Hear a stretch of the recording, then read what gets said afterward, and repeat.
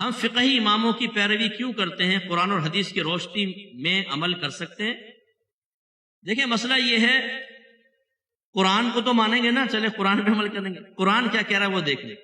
اللہ تعالیٰ نے ہم پہ واجب قرار دیا ہر نماز میں کہو، دعا مانگو، اہدنا الصراط المستقیم صراط الذین انعمت علیہم، اے اللہ ہمیں سیدھا راستہ چلا۔ کس کا راستہ؟ قرآن کا، حدیث کا؟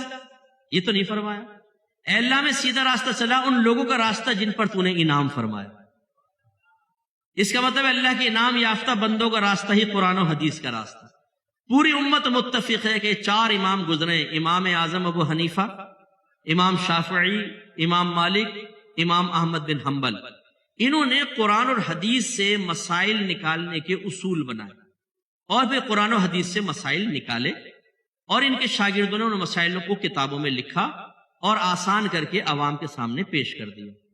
اگر کوئی یہ دعویٰ کرتا ہے کہ ہم فقہ کو نہیں مانتے، ان 4 اماموں کو قرآن حدیث سے کرو، میں ایک طالب علم کی حیثیت سے عرض کرتا ہوں، اسے میرے سامنے لے آئیے گا، میں اس سے 6 کویسچن کرتا ہوں، کوئی بڑی بات تو نہیں ہے نا، کہتا ہوں جا بھی ڈھونڈ کے بتا دے، قرآن حدیث سے ڈھونڈ کے بتا دے، فقیر کا نام بدل دیجیے گا۔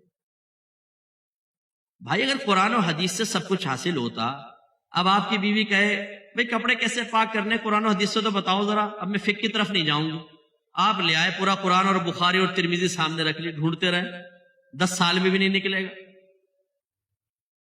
بندر کھانا حلال ہے کہ حرام؟ بتاؤ، قرآن و حدیث سے نکالو ذرا، ڈھونڈتے رہو۔ ٹیسٹ ٹیوب بیبی جائز ہے کہ ناجائز؟ قرآن و حدیث سے ڈھونڈتے رہے۔ آج کل جانوروں کے اسپرم جو ہیں وہ فیمیل کے اندر، رحم کے اندر انجیکٹ کر دیتے ہیں، اعلیٰ نسل کے میل کے اسپرم لے کے حمل ٹھہر جاتا ہے، جائز ہے کہ ناجائز؟ بتاؤ، قرآن و حدیث سے نکالو۔ باتیں کرنا بڑا آسان ہے۔ میں نے ایک ایسے شخص کا انٹرویو سنا جو تقلید کے قائل نہیں ہے، بڑا مشہور عالم، بہت ہی مشہور، غیر مقلد عالم۔ ان سے کہا کہ آپ یہ کہتے ہیں کہ جی خلافت کا نظام قائم ہوگا، تو پھر آپ کیسے یہاں پہ نافذ کریں گے پاکستان میں، اگر فرض کر لیں آپ کو موقع مل جائے؟ کہا کہ فقہ کے ذریعے ہوگا، کیونکہ جو ہمارے فقہاء نے خدمت کی ہے وہ بہت بڑی خدمت۔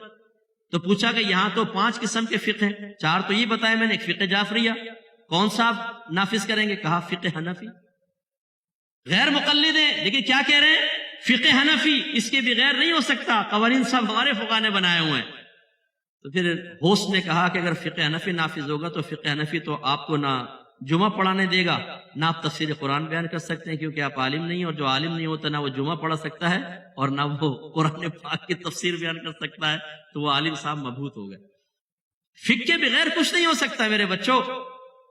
ہم نے آپ کو کہا نا، چیلنج، اوپن چیلنج، کسی کو سامنے بٹھائے ہم 10 کویسچن کرتے، اب جب وہ قرآن و حدیث سے نہیں نکالے گا تو اپنے ذہن سے ہی بتائے گا، لازم بات ہے کہ بھئی ہاں قرآن و حدیث میں تو براہ راست نہیں ہے لیکن یہ حل ہونا چاہیے۔ اب ہم پوچھتے ہیں تمہاری مانے کہ نہ مانے، اور اگر تمہاری مان لے تو قرآن و حدیث سے ہٹ کر مانی کہ نہیں مانی؟ اب وہ بولے بھئی جب نہیں ہے تو ہماری مان ہی لو، جب تمہاری مان لیں یا امام اعظم کی مان لیں، یہ بتاؤ۔ ہم تو امام اعظم کی اسی لیے تقلید کرتے ہیں، اور امام اعظم کی تقلید کا مطلب یہ نہیں ہے میرا موضوع نہیں ہے، کبھی موقع ملا آپ تقلید کے موضوع پہ بیان رکھیں، میں آپ کو پوری مشتمل سمجھا جاؤں گا، اور ایسے سمجھا کر جاؤں گا انشاءاللہ، اس کے بعد کوئی اعتراض ہوگا آپ خود جواب دیں گے اس کا، اتنا اچھا آپ کو سمجھا کے چلے جاؤں گا۔ ہمارے امام اعظم نے کوئی اپنے پاس سے مسئلے نہیں بنائے، آپ نے قرآن و حدیث کو پڑھا ہے، پھر اصول بتائے کہ کس طریقے سے اس سے مسئلہ نکالنا۔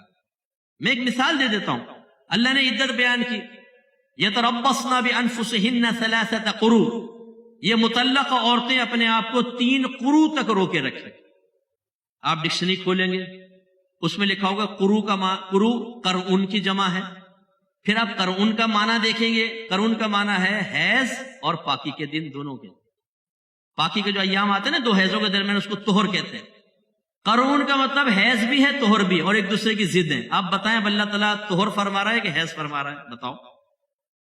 امام اعظم نے اپنے دلائل سے یہاں حیض مراد لیا، امام شافعی نے اپنے دلائل سے طہر مراد لی۔ امام اعظم فرماتے ہیں امام کے پیچھے سورہ فاتحہ نہیں پڑھ سکتے، آپ خاموش رہیں گے، کیونکہ اللہ نے فرمایا جب قرآن پڑھا جائے تو بالکل خاموش رہو۔ امام شافعی رحمۃ اللہ علیہ فرماتے ہیں کہ امام کے پیچھے سورہ فاتحہ پڑھنا فرض ہے۔ امام اعظم منع کر رہے ہیں، وہ فرض، ان کے اپنے دلائل ہیں، ان کے پاس اپنے دلائل ہیں۔ دلائل ٹکرانے والے ہوتے ہیں. پھر وہ امام حضرات جو ہیں فیصلہ کرتے ہیں کہ ہمیں کون سا مسئلہ اخذ کرنا ہے اور عوام تک پہنچانا ہے.